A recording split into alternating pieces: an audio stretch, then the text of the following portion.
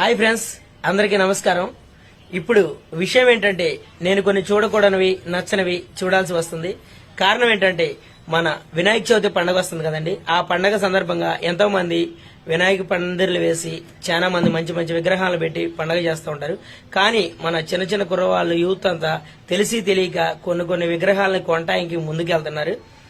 అవి ఏంటంటే ఒక సినిమా హీరోల్ని, ఒక పవన్ కళ్యాణ్, ఒక ఎన్టీఆర్, ఒక ప్రభాస్ విగ్రహాలు, ఇటు హీరోల్ని ఆయా సినిమాల్ని సెట్టింగ్ చేసి బొమ్మ తయారు చేసి దానికి ఒక తొండం పెట్టేసి ఇతనే వినాయకుడు, బాగుంది, మోడల్ బాగుంది, సూపర్ గా తీసుకోండి అనేసి మనకు తెలిసి తెలియక చాలా మంది కుర్రవాళ్ళు ఆ విగ్రహాలను ఎంకరేజ్ చేసి తీసుకుంటున్నారు.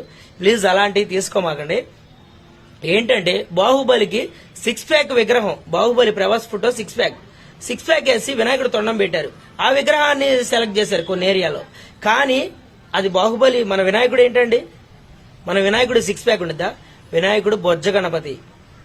వినాయకుడు పండుగ అంటే తెలుసుకోండి. ముందు వినాయకుడు పండుగ అంటే చాలా సాంప్రదాయమైన పండుగ, చాలా పద్ధతిగా చేసుకోవాలి, చాలా సంతోషకరమైన పండుగ. అలాంటి పండుగని మనం ఇలాంటి విగ్రహాలతో పెట్టి చేయమాకండి. వినాయకుడు విగ్రహాన్ని మాత్రమే పెట్టి, మంచి వినాయకుడినే పెట్టి సంతోషంగా చేసుకుందాం వినాయకుడి పండుగ.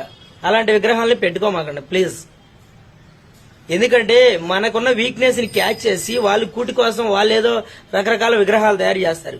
మనం అలాంటి విగ్రహాలు పెట్టమాకండి ప్లీజ్, అర్థం చేసుకోండి. వినాయకుడి విగ్రహాలు మాత్రమే చేసుకుందాం, తెచ్చుకొని మంచిగా వినాయకుడి పండుగ చేసుకుందాం అందరం సంతోషంగా.